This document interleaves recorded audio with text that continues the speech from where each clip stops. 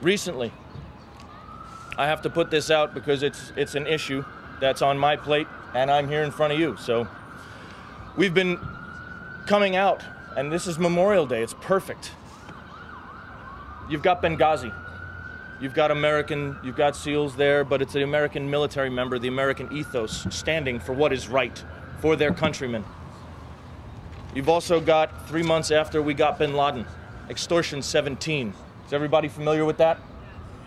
If you are not, ask somebody. If you know of it, tell somebody. These are issues that are very important that are not being seen by mainstream media. They're squashing it. But you see on the internet, you see everybody who's aware of what's going on. They know of it.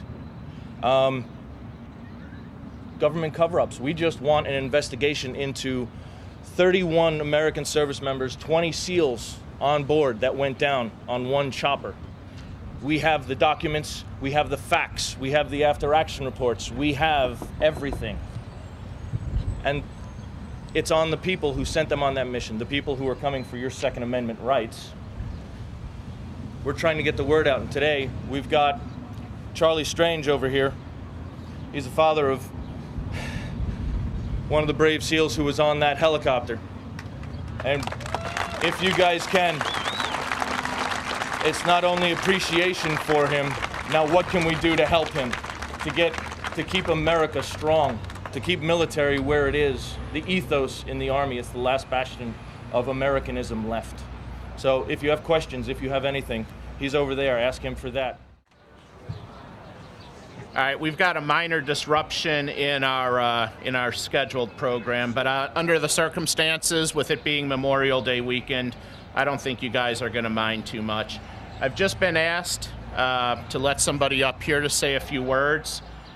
This gentleman's son was one of the ones that was killed in SEAL Team 6. So, Charles Strange.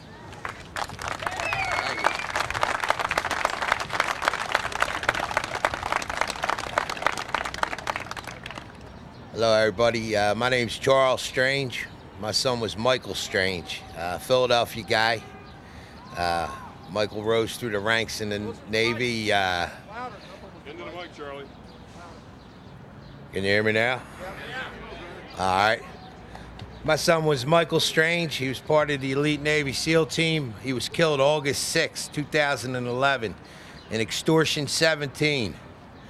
It was 93 days after killing bin Laden. I was down in Dover and in August of 2011, and I met our president, and he came up to me and he put his arms on my shoulder and he said, "Michael changed the way America lives."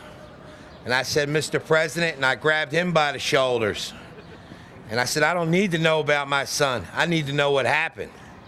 And the Secret Service guys grabbed me, and I whispered in the president's ear. I said, "Mr. President, is there going to be a congressional inquiry?"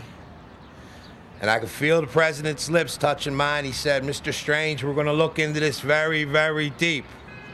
And I haven't heard nothing yet. And what I'm asking is for everybody to stand behind us. My son fought for this country, and we need support for Extortion 17. It was the biggest loss in the military.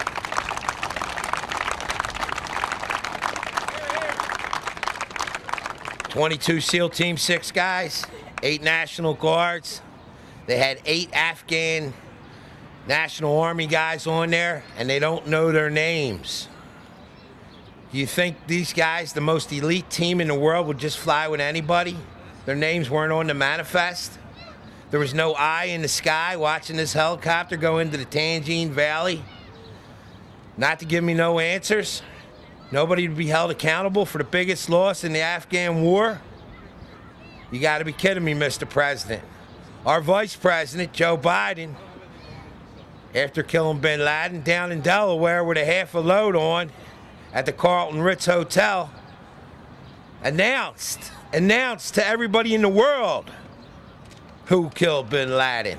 From that day, he put a mark on my son's back. The Taliban wrote on the internet that they're going to kill everybody related to the SEAL Team 6 and their bloodline. And nobody does nothing? And they want to take away your arms? Here in this country? Come on. We all have to stand together. We all got to fight the fight. You know, this is America. You know, this is what my son fought for our freedom, for our Constitution. Yeah. Not to be changed, you know? And I'm asking for everybody's support. You'll see us on a few television stations, quite a few radio stations, and to get this congressional inquiry, if you know your congressman or any of them politicians, you know, we need support. We're going to Washington again. We already filed in the Supreme Court in Florida. But somebody's got to be held accountable. Somebody's got to answer for this, you know? They gave me a book. They gave me a book with no ink in it. I was asking questions. They said, Mr. Strange, it's in the book. It's in the book. It's in the book. Where's the after action report? It's in the book. They give me this book, and you can't read it. There's no ink. I know the government's doing bad, but please, you know? They told me they couldn't find the black box, which is really orange. Them planes go down in Florida in the Everglades and they find the black box. You tell me in Afghanistan you can't find the black box? They told me that a rainstorm washed the black box away. You gotta be kidding me. You gotta be kidding me. 30 of our sons got killed, you know?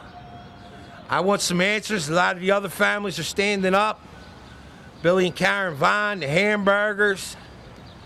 And more families are coming out, and we got support from some people, and we'll be in Washington next week when we're filing these papers. We need some answers with this. What's going on with all these leaks with our government, you know, and Boston, and you know everything that's going on here in this country. God bless you all. Thank you.